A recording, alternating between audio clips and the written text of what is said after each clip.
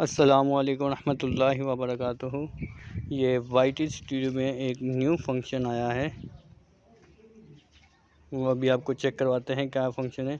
यहाँ पे आप जाएंगे, पहले डैशबोर्ड है, उसमें कंटेंट है, उसके बाद है एनालिसिस।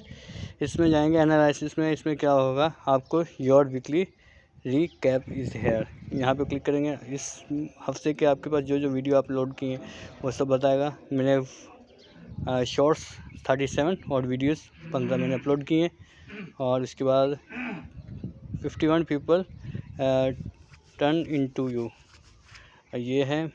और उसके बाद this search led people to you, Harry Kane family, talent, Umar Akmal.